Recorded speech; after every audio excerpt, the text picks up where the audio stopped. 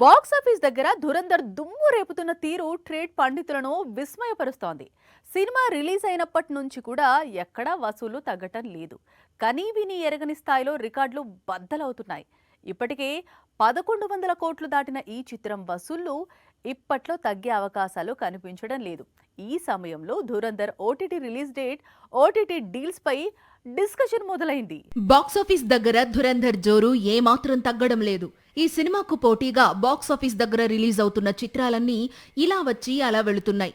ఇందులో కార్తీక్ ఆర్యన్ కొత్త చిత్రం ఉంది, అవతార్ 3 ఉంది, ఇప్పుడు ఇక్కీస్ కూడా చేరినట్లు తెలుస్తోంది. ధురంధర్ ను తట్టుకుని బాక్సాఫీస్ దగ్గర మిగతా చిత్రాలు నిలవడం లేదు. ఇప్పటికే ఈ cinema Bollywood's biggest block buster జవాన్ వసూళ్లను దాటింది. ఇక పుష్ప 2 హిందీ వెర్షన్ కలెక్షన్స్ కూడా దాటితే నంబర్ 1 పొజిషన్ కు చేరుకుంటుంది. వరల్డ్ వైడ్ గా కలెక్షన్స్ కూడా 1200 కోట్లు దాటుతాయి. బాలీవుడ్ బాక్సాఫీస్ దగ్గర తిరుగులేని బ్లాక్ బస్టర్ గా నిలిచిన ధురంధర్ ఓటీటీ రిలీజ్ డేట్, అలాగే ఓటీటీ డీల్స్ పై కన్ఫ్యూజన్ కొనసాగుతోంది.